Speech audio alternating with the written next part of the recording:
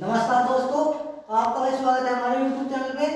आज जो है हम आपके सामने जो है गणित की एक नई वीडियो लेकर आए हैं भाई, जिसमें आपको जो है जो संख्या पद्धति चैप्टर है उसके कुछ खास विधि के सवाल देख लो भाई। भाग की गुणनखंड विधि पर आधारित प्रश्न, मतलब जब सवाल को आपके सामने घुमा फिरा कर बताया जाएगा और हम उसे कैसे आसान भाषा में कन्वर्ट करते हैं।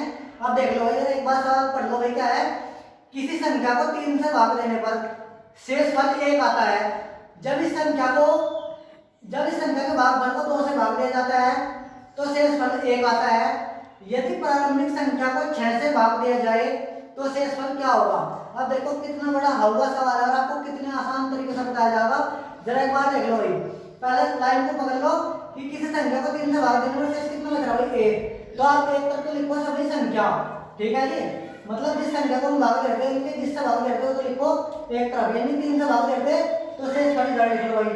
शेषफल कितना था भाई आपका? 1। अब उसके बाद में हम भाग देंगे भाई 2 से, तो 2 से भाग देने के बाद भी शेषफल कितना बच रहा भाई? 1। अब उन्होंने क्या कहा भाई? अब उन्होंने बोला है कि यदि प्रारंभिक संख्या को 6 से भाग दिया जाए तो सबसे पहले तो प्रारंभिक संख्या याद कर लो, यहाँ पे 1 मान लो। अब आपको क्या करना है भाई? 2 की गुणा में 2 एकम 2 और ये आपका प्लस हो जाएगा, तो 2 और 1 कितना है भाई? 3।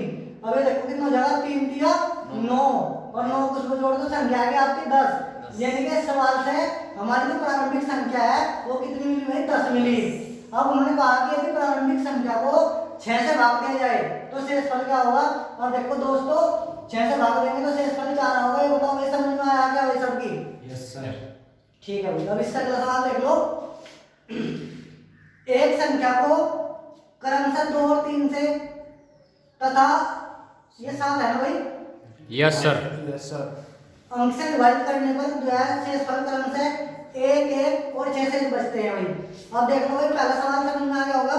अब उसके बाद देख लेते हैं भाई 7वां सवाल क्या है भाई।